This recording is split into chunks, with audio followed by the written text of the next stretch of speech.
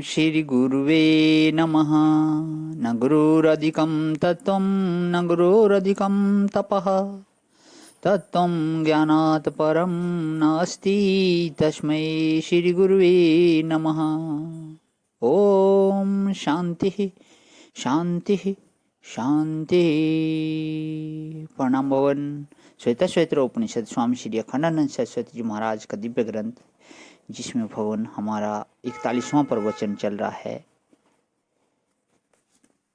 जीव के दुख का कारण भाग 3, पेज नंबर 558 से आगे ले रहा हूं भवन। अब आप देखो, वेद शास्त्र में बोले यह ज्योतिष काहे के लिए है कि यज्ञ का काल बताने के लिए है कि यज्ञ करोगे ना तो यज्ञ किस काल में करना चाहिए। यज्ञ करोगे तो अंतःकरण की शुद्धि होगी, इसलिए अंतःकरण की शुद्धि का साधन यज्ञ और यज्ञ में उपयोगी ज्योतिष शास्त्र माने ज्योतिष शास्त्र गणना बताना है। ज्योतिष माने ज्योतिष शास्त्र गणना बताता है कि यह सृष्टि कब से चल रही है। बोले ठीक है, तो त्रिकाला बाधित जो परमात्मा है उसके ज्ञान में उपयोगी है, पदार्थ शोधन में उपयोगी है, अविनाशी पदार्थ के बोधन में उपयोगी है।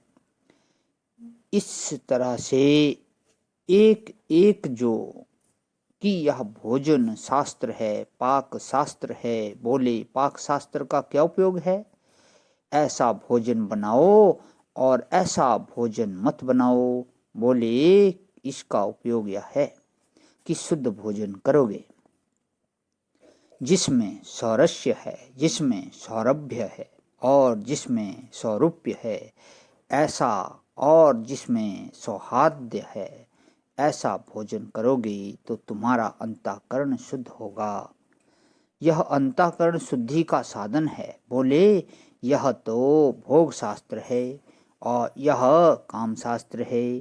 काम शास्त्र भी साधन है। क्यों कि मनुष्य के मन में स्वाभाविक रूप से कामना की उत्पत्ति होती है। उसको नियंत्रण करके एक घेरे में ले आना जिससे अंतःकरण की शुद्धि होवे। अर्थशास्त्र भी साधन है। कैसे कि अर्थ का लोभ बहुत ज़्यादा होता है, मन में उसको नियंत्रित करके धर्मानुसार अर्थार्जन करना, धर्मानुसार अर्थ अर्जन करना, यह भी अंतःकरण शुद्धि में साधन है। अर्थशास्त्र है, काम शास्त्र है, ये भी साधन है। पाक शास्त्र है, यह भी काम शास्त्र के ही अंतर्गत है। क्रोध हिंसा शास्त्र है।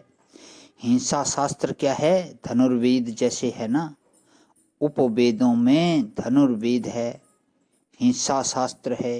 ये वह काहे के लिए है कि धर्म के अनुसार हिंसा करना और धर्म के विपरीत हिंसा नहीं करना।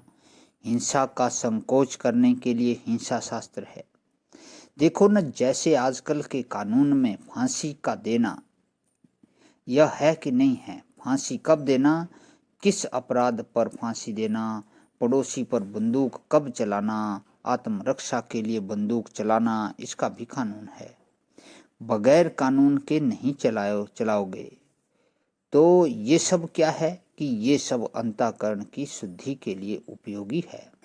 चार्वाक शास्त्र भी अंतःकरण शुद्धि में उपयोगी है। क्यों कि दूसरों की ममता छुड़ा करके स्वयं में ले आता है। जैन शास्त्र अंतःकरण शुद्धि में उपयोगी है, क्योंकि अंतःकरण के दोषों का बड़ी सूक्ष्मता से और कर्म विपाक का बड़ी सूक्ष्मता से निरूपण करता है कि जन्म पर जन्म पूर्व जन्म कैसे होता है। बौद्ध शास्त्र भी अंतःकरण शुद्धि में उपयोगी है। क्यों कि वह प्रपंच के सुनित्य का निरूपण करता है। इस तरह से ऋचा का अर्थ है ऋक माने वेद, ऋग्वेद आदि और उसके अतिरिक्त जितने भी शास्त्र हैं, यदि विचार दृष्टि से देखो तो सब के सब यस्मिन निषेधुः, जिस पर ब्रह्म जिस पर ब्रह्म परमात्मा में जाकर समाप्त होते हैं, वहीं जाकर के स्थिति प्राप्त करते हैं। यह षटलिंग धातु का अर्थ होता है जाना। अज्ञान के पर्दे को फाड़ देना एक अर्थ है इसका, और जाना दूसरा अर्थ है, और तिरस्कृत करना यह तीसरा अर्थ है। तो अविद्या और अविद्या के कार्य को फाड़ देना, अविद्या और अविद्या के कार्य का तिरस्कार कर देना और परमात्मा में जाना, ये सारी ऋचाएं जो हैं, सारी ऋचाएं माने वेद के सारे मंत्र और मंत्रों के अनुयायी समुच्चय शास्त्र, कहीं परम तात्पर्य विद्या, कहीं अवान्तर तात्पर्य विद्या, कहीं साक्षात, कहीं परम पर्या, उसी परमात्मा का वर्णन करते हैं। और महावाक्य किसको बोलते हैं कि जो जीव पद के लक्ष्यार्थ को और तत्पद के ईश्वर पद के लक्ष्यार्थ को अखंड बतावे, एक अद्वितीय बतावे। सदैव सौम्य इदम ग्रे आसीत एकम एव अद्वितीयम तद वेदाहम ब्रह्म अस्मिति। इस सब बातों की संगति लगती है।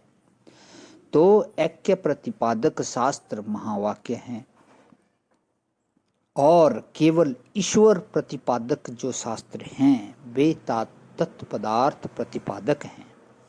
केवल जीव प्रतिपादक है, ईश्वर की उपाधि के प्रतिपादक हैं, जीव की उपाधि के प्रतिपादक हैं और उपाधि के शोधन के प्रतिपादक हैं। और इस प्रकार जितने शास्त्र हैं सबकी संगति अंततो गत्वा परमात्मा में लगती है। प्रणाम भगवान। आज ही विराम। ओम शांति शांति शांति। प्रणाम भगवान।